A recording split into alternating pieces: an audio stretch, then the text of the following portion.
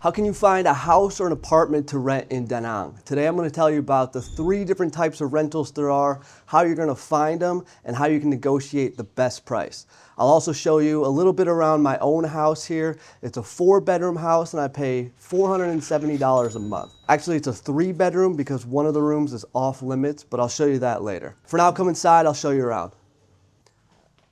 Now, I know you probably want to have everything set up before you arrive, but Vietnam doesn't work like that. You can't do anything until you get here. But don't worry, I'll explain everything so you can find a great place to live. In general, across Vietnam, you have 3 different types of rental options. You have single-family houses, that's like where I live. You've also got serviced apartments and condos or big apartment complexes. Houses are going to be the best value in terms of size for the money. You're going to have at least 2 bedrooms, sometimes up to 4 or 5 bedrooms or even more. Property taxes for houses in Vietnam is based on the width of the ground floor. So for that reason, most houses are really tall and skinny, at least 3 or 4 floors. So not great if you don't like stairs. You want to look for newer houses whenever possible. There's a lot of old houses available that will have maintenance issues popping up here and there. Houses will be spread out throughout the city so you can pick any location that you like. Overall, they're a great option, but there is one problem. Houses require minimum 1-year lease. So I know a lot of people want to come to Da Nang for maybe 30 days or 3 months just to check things out. So for you guys, you're going to be choosing between serviced apartments or condos in a big apartment complex. So what's the difference? Serviced apartments are going to be in smaller buildings, maybe 5 to 10 units per building. These are the most widespread and available in almost any location of the city. They're always going to come fully furnished, ready for you to move in. And they even include house cleaning, usually once, sometimes twice a week. I lived in a few apartments when I first moved to Vietnam, but I've been in houses for a couple years now, and I do miss the cleaning services. No matter where you live, you can always hire a house cleaner. It's really cheap. It's just nice to have weekly cleaning on a set schedule. So if you're looking for short-term rentals, serviced apartments are your best bet. They're going to prefer 3 months or 6-month leases, but you can get away with month-to-month. We'll talk more about how to negotiate the lease a little bit later. By the way, if you're actually coming to Da Nang, you should join my travel group. I've got full guides on how to move here, everything that you need to know. I try to make everything as simple and easy as possible, so I'll link that below the video. Now, when I talk about condos, I just mean large apartment complexes. These are big buildings, sometimes with hundreds of units. So condos are always going to have a gym, a pool, usually a convenience shop to buy groceries, little coffee shops, maybe places to eat. So these are really great for people that want all the convenience and comforts right there near their house. They don't have to venture too far outside of their complex. Vietnam is a very safe country. I don't think this should be a huge concern for you, but if you're looking for the most secure environment, these condo buildings are always going to have 24-hour security, things like that. So I understand if you have a family and kids, this might be a good choice if you're looking for the safest environment possible. Condos here are not super popular. There's only a handful of these big complexes, so you're a little bit more limited for location, but they're scattered around, so you should be able to get in the right area that you want to be. So let's head up to my office and we'll talk about prices. So I'll give you a rough idea of what you can expect for prices. Houses on the low end will start at about 11 or 12 million dong per month, which is about $450 to $500, and they're going to go way up from there depending on location and quality, number of bedrooms. You can find studio apartments for about 7 to 8 million, maybe $250 to $300. 1-bedroom apartments are going to be about $350 to $400. 2-bedroom apartments, probably $500 and going up. Now, these are just estimates and on the lower end of things.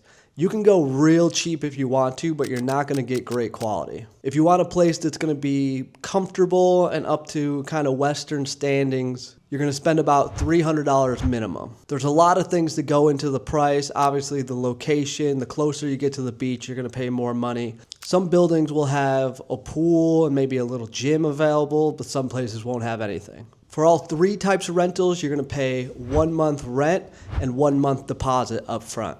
So if anybody asks for a 2 months deposit or to pay first and last month rent plus a deposit, I wouldn't go for that. In all my experiences in houses and apartments, I've never had a problem getting a deposit back. Let's talk about neighborhoods quickly, and then we'll talk about how we're going to find these places and negotiate the best price.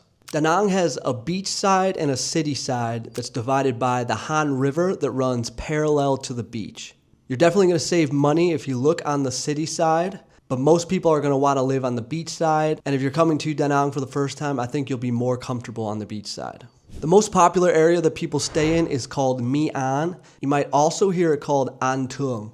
An Thung is just the name of the small neighborhood inside My An, which is technically a ward of Ngu Hang Son district. But don't worry about all that. All you need to know is that My An and An Thung refer to pretty much the same exact area. So this is where a lot of the nice coffee shops, all the Western bars and food is going to be. This is definitely the most westernized part of the city. So I actually recommend staying just north of or just south of that area. So just south of An Thung is called Quay Mỹ, and just north on the other end is called Sun Cha. Now Sun Cha is a whole district. It's quite a big area. But if you go into any area besides My An, you're going to save a little bit more money, and it's going to be a little quieter, a little bit more relaxed. Now to find a place, you've got 3 options. So number 1, I can set you up with some of my local agents that I trust. So I have one guy that's really good for houses and long-term rentals, and I have another agent that specializes in short-term rentals. Number 2, you can look on local Facebook groups. So if you want to do some research before you arrive, you can go onto these Facebook groups just to get an idea of the quality and prices you can expect. But don't get too excited, because if you find something that you like, it's going to be unavailable by the time you get here. But once you are in town, you see a posting you like, you can message the agent that made that listing. They'll take you to see that specific place. And number 3, you can look for places yourself. You can find the area that you want to live in and just walk around on foot. Go into any apartment buildings that you see and ask them if they have any rooms open. If they do, they'll probably show it to you right then. This is a good option because you'll probably save about $40 a month on the agent fee. It's just going to be a little bit more time consuming. Now, however you go about finding a place to live, make sure that you visit the place twice. So you're probably going to see it the first time during the day. Make sure you ask to come back the nighttime. So you want to make sure there's not construction noises during the day, and you also want to check that there's not karaoke bars, loud music, things going on at nighttime. So when it comes to negotiating the price, every price that you see listed is going to be about $1 to $2 million, or about $40 to $80 more than the price that the landlord will accept.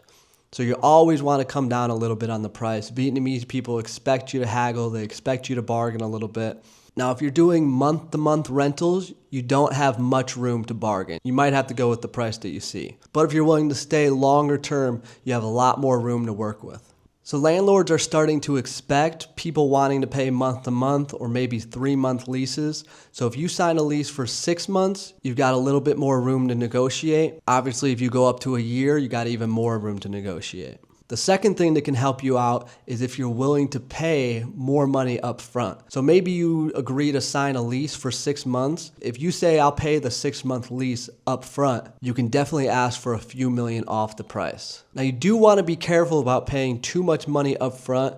Like I said, just make sure you've seen the place at different times of the day. Make sure that you're very happy with it. But if you do find a place that you like and you're willing to commit long term, you give yourself a lot of room to bring the price down. So I'll use myself as an example. The house that I rent now was listed for 15 mil. It's probably actually worth 15 million. I knew I could come down at least $1 million or $2 million, and I agreed to pay 6 months up front. And of course, I signed a 1-year lease because it's a house. So I ended up getting the house down to $12 million a month, which is $470. I think it's a great deal for a 4-bedroom house. So I did mention that the 4th bedroom of this house is technically off limits. So here they have set up a Buddhist altar. So Vietnamese families will use this to wish luck to their ancestors. This is kind of like a prayer room, and the landlord specifically asked me not to move anything in this room. So just something to keep in mind if you are renting a big house. It's fairly common that one room should be kept as a prayer room. There is a balcony up here on the top floor that I'll use. We are on the city side, so no beach views here.